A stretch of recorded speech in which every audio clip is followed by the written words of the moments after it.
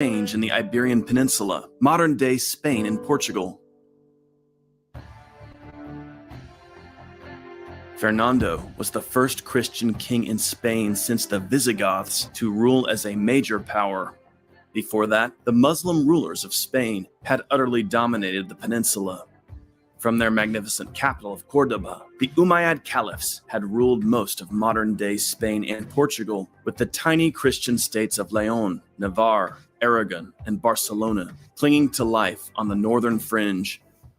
However, in 1031, the Caliphate of Córdoba fell apart, splitting into smaller competing Moorish kingdoms called taifas, the most important of which were centered around Zaragoza, Toledo, Badajoz, Sevilla, Córdoba, Valencia, and Granada. The Christian kingdoms of the north now intensified their expansion, especially under Fernando I, who, as ruler of Galicia, León, and Castile, emerged as the single most powerful king on the peninsula.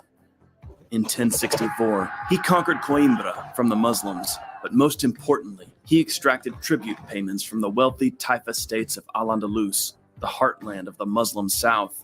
Thus, gold from Zaragoza, Toledo, Badajoz, and even Sevilla and Valencia flowed into the coffers of Fernando I, and he could reward his warriors well.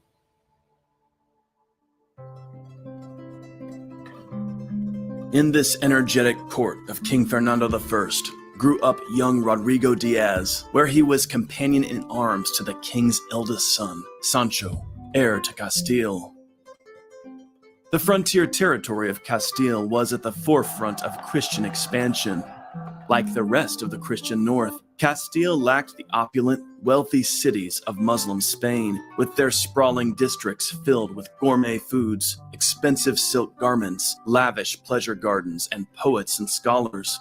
But Castile was a hardy, robust region, bustling with herds of cattle, village markets, and young knights looking to make their fortune. El Cid, more than any other man, would come to epitomize the wandering warrior hot on the heels of destiny. It was in the household of Prince Sancho of Castile that the teenaged Rodrigo first made a name for. All right, welcome everybody. Let's check our settings here, make sure the mic is where it needs to be. It is indeed. Okay. Okay, well, welcome everybody to the Real Crusades History live stream. Coffee and the Crusades, subtitled Ask Me Anything About the Crusades, and it's just a free-for-all. As you guys know, that's what we do. It's any and everything related to medieval history and Crusades history. So let's say hi to everybody who's in the chat right now. We do, in fact, have John from Chicago. We have Tom saying howdy, which is what we say where I'm from. And we've got Chris. There's also a fellow Texan there. And Bleak. Our good friend Bleak and our good friend Lambert and the great Tom Griffin. Everybody's here. Okay. And Chris says he enjoyed Knights of the Cross. Well, I'm glad to hear that. Yeah, as a lot of people are going to know, Knights of the Cross, the pilot episode, did premiere over the weekend. I actually went to Salt Lake City for that, and we had a good time. If you go to thechristianchannel.com and knightsofthecross.com, you can check out some of the festivities on that. In fact, let's go ahead and jump over to the Knights crowdfunding page. Let's see, where is that? Right here. You guys can check this out, knightsofthecross.com. Everything about Knights of the Cross, which, the pilot, I think, was a very successful execution. There's the, you guys can see the featurette too, and also the episode itself is on my channel right now. And, I really feel like it took the project forward in a really good way. Obviously, it's a big step up from what we were able to do production-wise with the trailer. Cinema Forte did a lot to make that happen. Budget was still limited, but, I think we were able to do a lot with what we had. And I think that, it shows kind of the potential for where it could go. I think there's a lot of stuff that we can improve on, that we can continue to make better. But it's really, I'm proud of what we've achieved and what we've moved forward with. So hope you guys did enjoy it. And a lot of people were talking about how there was a strong emphasis on the religious aspect of the Crusades, and yeah, that was something that was intended. Obviously, the show is for the Christian channel, which is a faith-based streaming service. They wanted to explore that aspect of the Crusades, and I wanted to help them do that. I do think that's a hugely important aspect of Crusades history, and one that is often neglected. So the Crusades were a highly religious event, highly motivated by religion. I think this is undeniable, but I do think it's often overlooked in popular representations of the Crusades. So you guys let me know what you think. So knightsofthecross.com. Do consider helping out with the project. And also something that is going to be kind of cool. You guys can check this out. I went ahead. We do have the Real Crusades History store, which is just a bunch of cool gear for the Crusades enthusiast in your life, which hopefully is you, or medieval enthusiast in general. Let me go to the page here. But I just want to let everybody know that here it is. I went ahead and did a 20% off promo on everything on the store just for the Christmas season. Let's take a look here. So if you go over to the Real Crusades History store on Spring, formerly Teespring. Let's see if you guys can see that. Yeah, there we go. The promo code is Noel. So Noel. I thought was appropriate. That'll get you 20% off everything. So that's a really good deal. You can get this mug, this coffee mug, the Battle of Jaffa coffee mug, among other things. A lot of cool stuff. A lot of stuff I'm proud of on that store. So do some Christmas shopping over there. Help out the channel. All right. Well, with that, I'm going to turn it over to you guys. Let's see what questions everybody has today. I think we've got, Chris is here saying his favorite scene in the Knights of the Cross show was the mass scene. And yeah, that was a huge part of it. And I do think that they did a really great job on the environment in that one, it was a CGI environment. It was a cathedral. It was supposed to be kind of a visionary type experience. Richard was having this visionary experience of heaven, of his vow to take the cross. I was proud of that. I'm really glad that we were able to execute that. Cinema Forte did a great job on that. So John says, how long was the siege in Acre in 1291? By the way, that's you in that gear there, isn't it, John? You're going to have to be in the Knights of the Cross show for sure. How long was the siege in Acre in 1291? I don't remember off the top of my head, but let's look it up here. Could the Crusaders have held the city if the Templar and Hospitaller Grand Master were not wounded? Could they have boosted morale and led their men to victory? First of all, let's look at how long it was. That is an interesting question. Siege of Acre, 1291.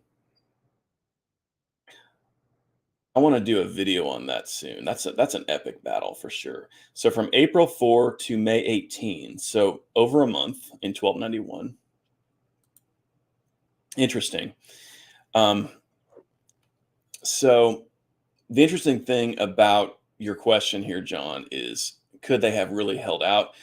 My opinion is that there was really no way. The Mamluks had an absolutely massive army. I can't remember exactly how big it was, but it was over 30,000, if I remember correctly. It was huge. I mean, especially for the time. They were able to completely blockade the city, essentially. I think the only way that they could have held out was if massive reinforcements had arrived from the west, which unfortunately was probably a long shot at that point. the Templars and the Hospitallers were just so outmanned, outgunned.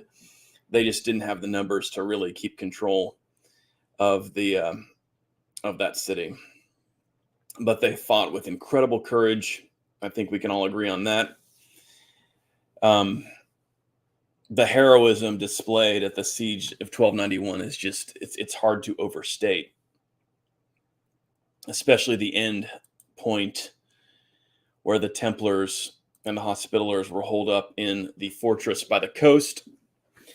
And the Mamluks, they kind of came to an agreement just to try to save the lives of the women and children who were inside. And what happened was, and hopefully you guys can hear the audio okay. Let me know if the audio has any problems. Nobody's complained so far, but yeah, the Mamluks, when they came in, they had made an agreement with the Mamluks. Okay, well, we will surrender this fortress if you will allow us to evacuate with the women and children, get them to safety. But then when the Mamluks started coming in, they started to accost the women and children, talking as if they were going to divide them up as booty, as slave, fodder for the slave trade. That angered the Templars and the Hospitallers immensely. They killed those Mamluks right then and there, slammed the doors shut, and said, "Yeah, we're done. We're done with that." And they were able to evacuate a lot of the women and children at that point, just lower them down into boats and that kind of thing. Meanwhile, the Templars and Hospitallers fought to the death. And indeed, when a lot of the Mamluks rushed in, the walls of the fortress came tumbling down and killed a lot of the Mamluks. So I think that is a really remarkable final act of courage from the Templars and the Hospitallers. What do you guys think? That's just an awesome, it's a tragic story, of course, but that level of heroism, I think we'd all like to think that we could show a similar type of heroism in that situation. Okay. Lambert, do you have any opinions on what the turning point was in the Frankish push for northern Syria, other than the Field of Blood? Afterwards, what were the major points of Turkish success in your opinion? You always have really good questions, Lambert, and that's a complicated one, but one that I do find really interesting. The Field of Blood is obviously a major turning point, although, the big thing about the Field of Blood is that it reduced the power of the Antiochian army to such an extent that they couldn't really dominate the region like they had previously.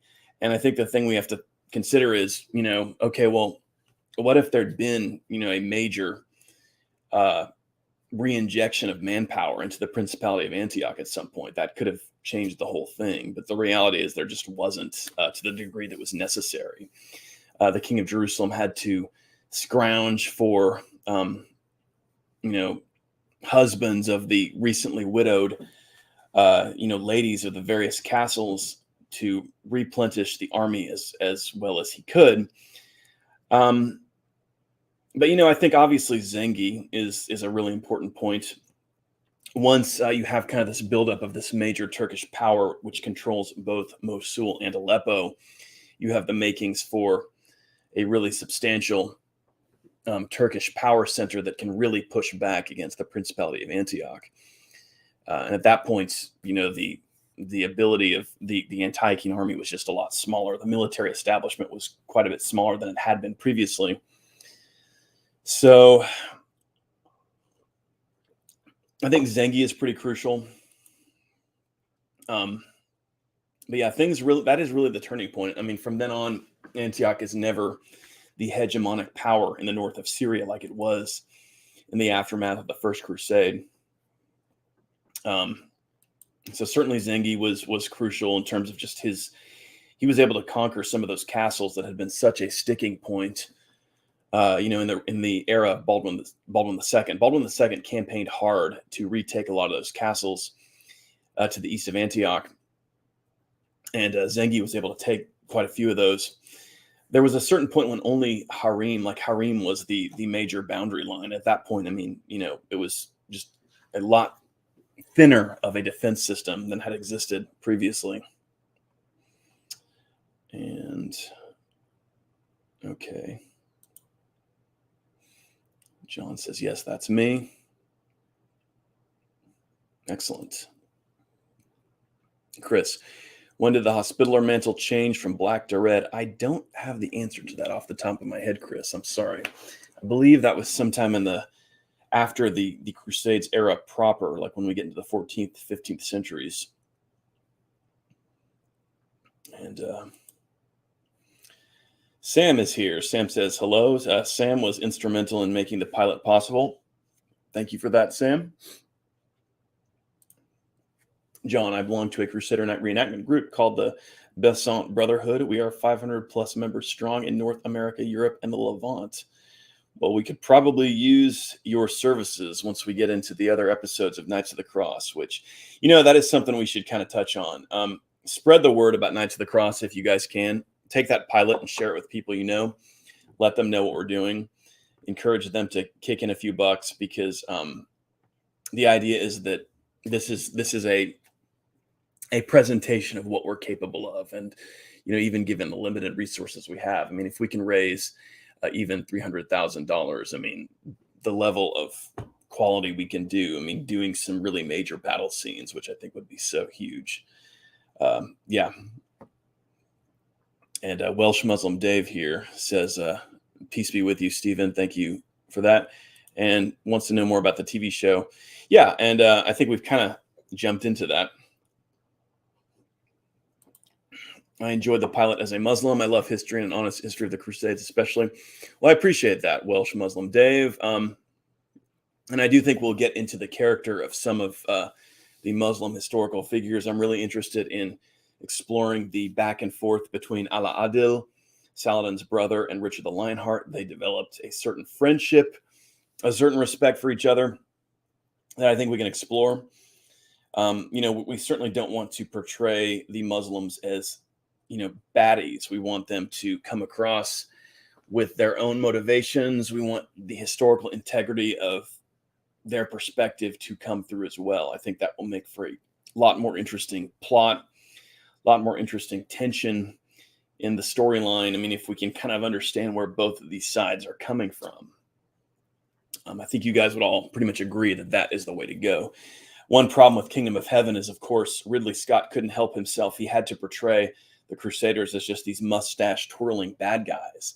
And that really, made the whole thing just very lame. I mean, let's be honest.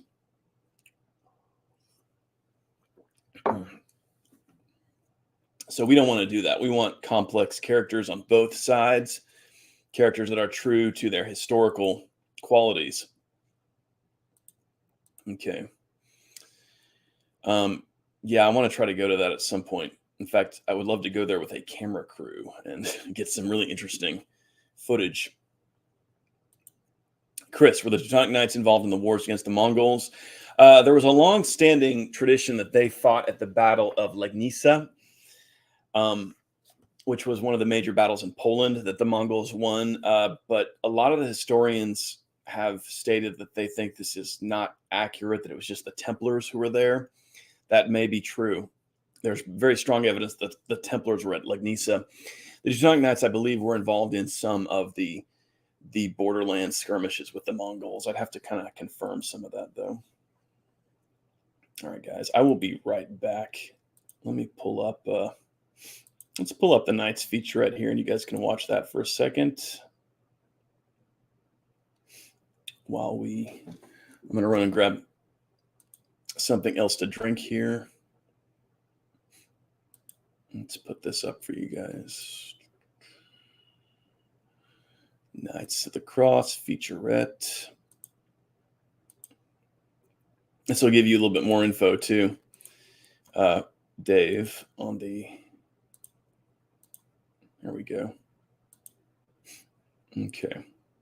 Great story about someone who is deeply driven by his faith, which is something I believe our world needs right now. When the Christian Channel approached Cinema Forte about this project, telling the story of King Richard Lionheart, we were really excited. It was a great opportunity for us to show creativity and push the boundaries of what's out there for Christian TV. To get a vast difference between locations, we used green screen technology coupled with the Unreal Engine. We were able to do a virtual scout in the Unreal world in order to choose our camera angles the same way we would have in real life if we had gone to a location. We loaded up the environment that we created. We were able to place the sun and the castle where we wanted, and the landscape that was right for the scene. Once we got on set, shooting green screen, we knew where our sun was so we could place the lights in the same angle. But once we got to compositing, the way the actor was lit matched seamlessly with the virtual environment. My favorite scene was the scene in the cathedral. Not only was it a great opportunity to portray the beauty of the Eucharist, but to also metaphorically show how Richard's resolve is empowered by this communion with God. When we were researching for the look of the show, we looked at Renaissance art as well as other period medieval art. We liked the feeling that some of these images portrayed, and we really wanted to capture that and inject that same feeling into the show. When I was researching about King Richard, I was excited to tell the story about someone who was so driven by their faith in God. And I wanted to portray what it would take for somebody to have that kind of faith and what made them tick, what would motivate them to do the things that they did.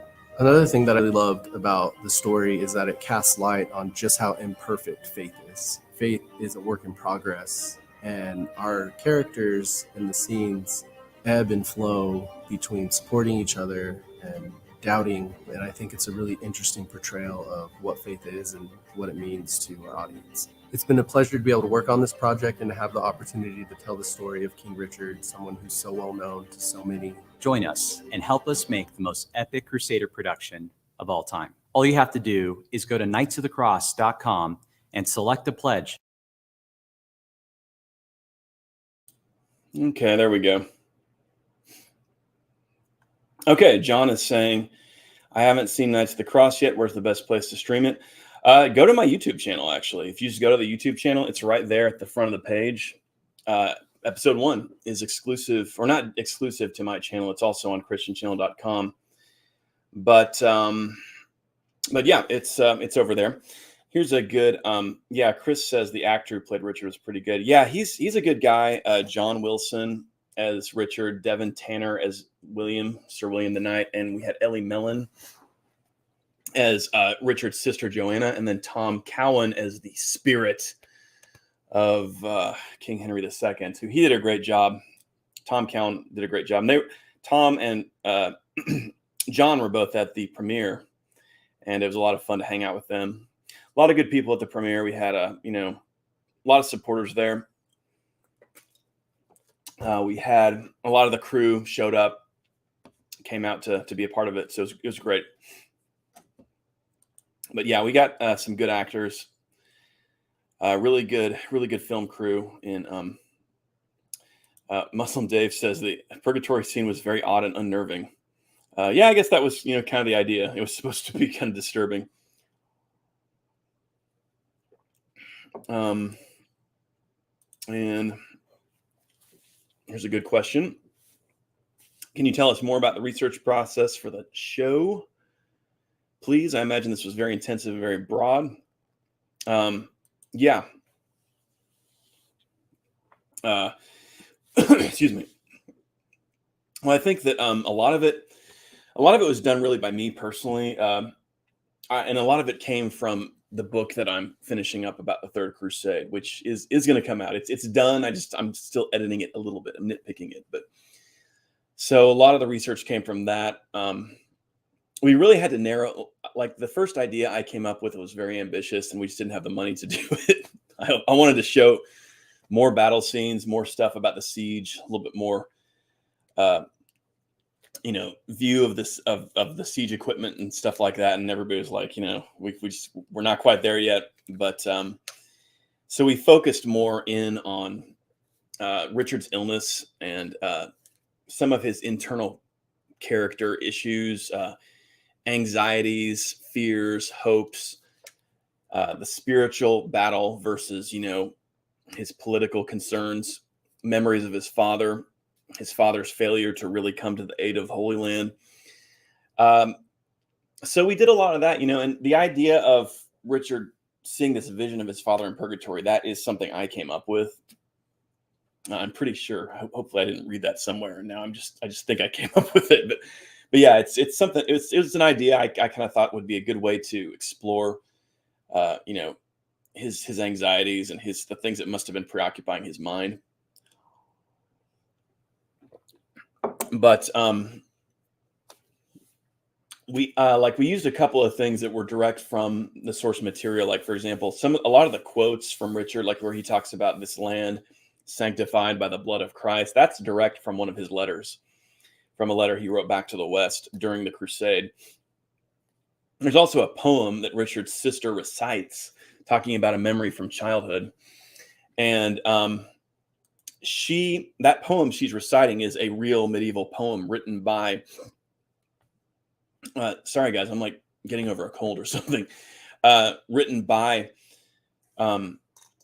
Richard and Joanna's great-grandfather, Queen Eleanor's grandfather, William the Ninth of Aquitaine, who was a famous poet, as a lot of you guys will probably know. And I kind of thought that would be an interesting way to tie, their family history into it a little bit. So she quotes this poem from their grandfather. She says Richard used to sing this to her as a child. So, drawing a little bit of history in that way. So it was a blending of historical details plus some imagined concepts, imagined interactions between Richard and his knights and his sister. So yeah. Let's see. Let's get a few more questions here. And then I'm going to get back to work. A lot of new videos coming out soon, guys. A lot of videos coming out. Sam says, as much as I brought out for episode 1, I'd like to bring more for episode 2. I'm already thinking about costume and set design going forward. Outstanding, Sam. I'm glad to hear that. And hopefully we'll be able to buy a lot more stuff once we raise some more money. And Zenix says, I'm unfortunately busy right now, but I wanted to pop by quickly. I need to also comment how great the first episode of the show is. A grand start with momentum. The rest of the show will hopefully retain. I appreciate that, Zenix. I like to say, I think that you're right, that it is a good start. And I think that, it kind of shows where it could expand from there.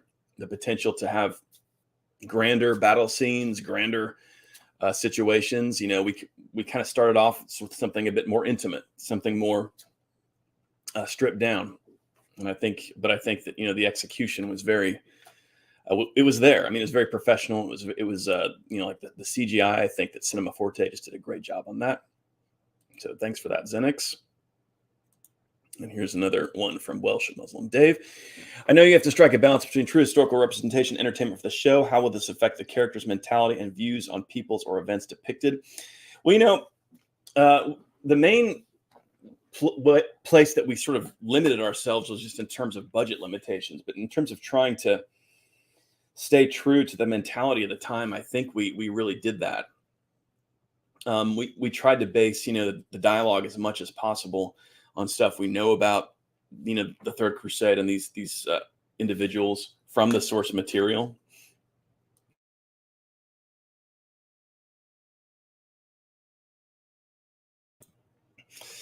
Let's see. And, but yeah, we really want to stick with, an authentic medieval personality for our characters and, viewpoint. We don't want to kind of bring modern perspectives into this and kind of superimpose that over medieval costumes and that kind of thing.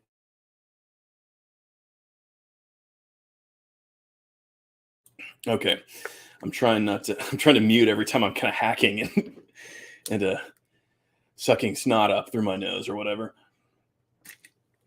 Okay, let's do 2 more questions, then we'll kind of call it a day for today, and we'll come back next Tuesday. John says, please do a video of Acre 1291 and go into detail step by step of the battle and the heroism from the Crusaders. Yeah, I'm thinking that may be my next thing I do, because I'm imagining how cool it would be to do that with the medieval 1212 mod for Attila. The Mamluks look great in that. The Templars look great in that. So, doing like a big siege battle scene with all that and kind of getting into that in a really big way. And I've really kind of been trying to up my game on my gaming presentations. I've installed a reshade, and I've got some different extensions I think are going to make everything look good. So I got blood too for the for Total War finally. Chris, where did the idea of the Crusaders were cruel to the native Christians come from? I'm not sure. And they really weren't. I mean, the native Christians tended to be closely allied with the Crusaders.